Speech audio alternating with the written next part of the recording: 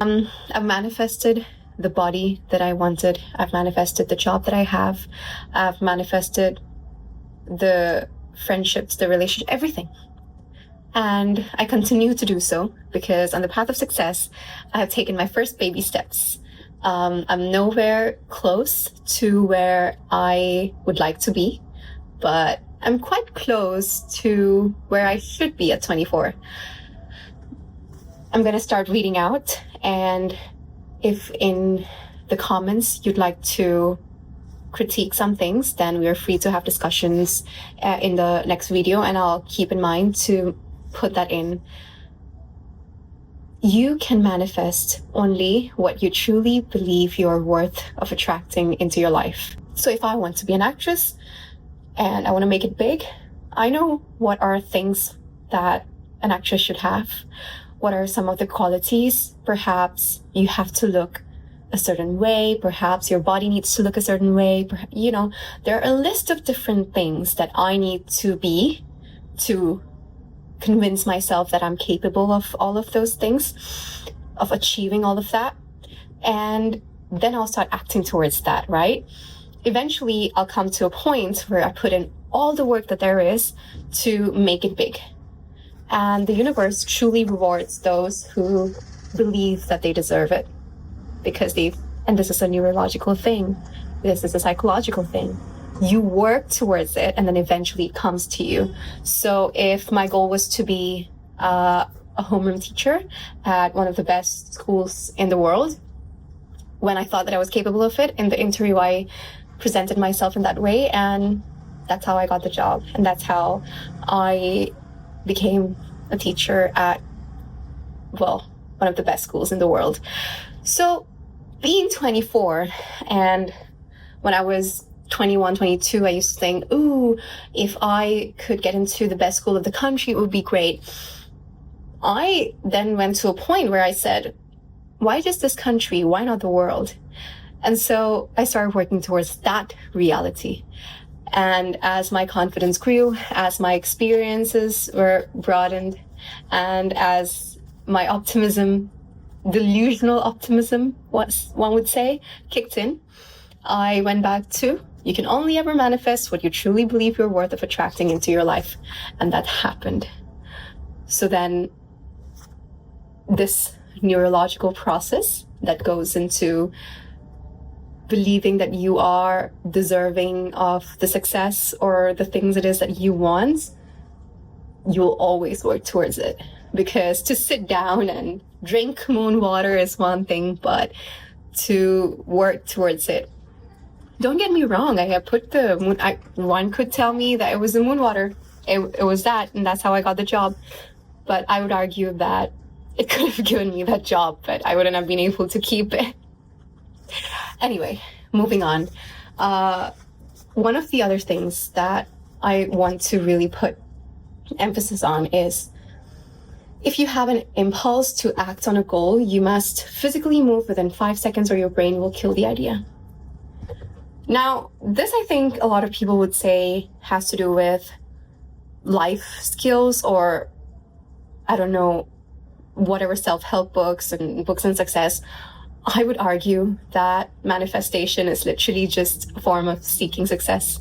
So I had an idea that I wanted to make a video today, and I wanted to make a video on this. So here I am. And within those 5 seconds, I said to myself, let's go. And I said it out loud. So then that is now reality, because here I am sitting in front of the camera and talking about this book and my life experiences. I'm going to move on and talk about self-love, because I think that's one of the most important things that there is, right? From believing that you can truly achieve it to acting on things. I don't think any of that, or even writing a letter or keeping the water out when it's full moon, I don't think any of that would ever come without self-love.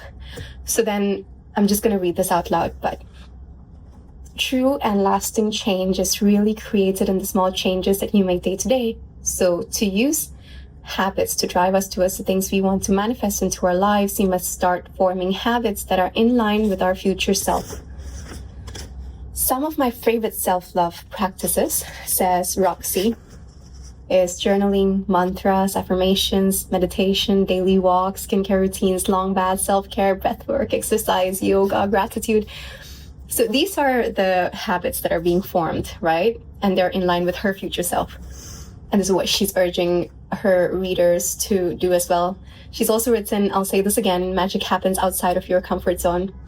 So I don't think when Roxy was writing this book, she thought, hey, I can just manifest this and this is all going to happen in my head.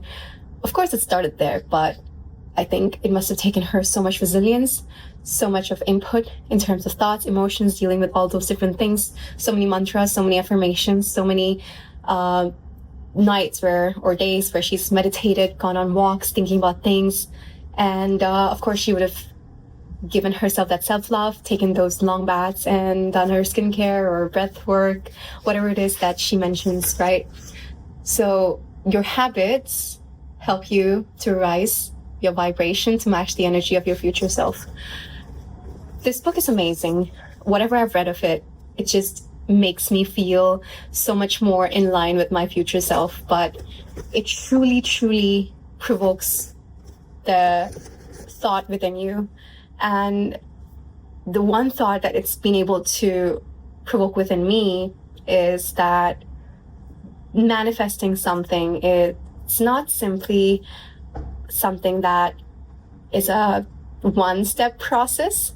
There are so many different processes involved. But above all, the one thing that should stay with you is you must love yourself enough to know that you are worthy of every single thing that you've asked for. And you must put in the work, and you must be able to believe that you are capable and you're fully deserving of whatever it is that you're asking for. The universe only ever rewards the people who think that and know that they are deserving of all the love, all of the abundance that there is. And every time I get something that I want or something that I wasn't even expecting, but it's really good for me and I'm very happy about it, I say thank you to the universe, feel grateful, I pray, and I just feel better about myself because I know that I belong to the universe. I'm just a small stardust, just a tiny spectacle, and the universe loves that tiny little dot, right? So I just thank the universe, the creator, and I'm Hindu, so I like to believe that Shiv Shakti are my parents and they take care of me. So every time I ask them something, they just, they just give it to me when they think that the time is right, because I put in all the work that there is to put in, and there comes a point where I just get it. So start believing more in how powerful the universe is, and start believing more that the universe is stemming from within you. You are the universe and the universe is you. Aham Brahmasmi. It's Sanskrit for I am the universe. You can create, you can destroy. And your external reality is a reflection of your internal beliefs. That was it for today's video, and I hope that there were a few things that you took away, and that I hope that I was able to teach you something. Thank you, and goodbye.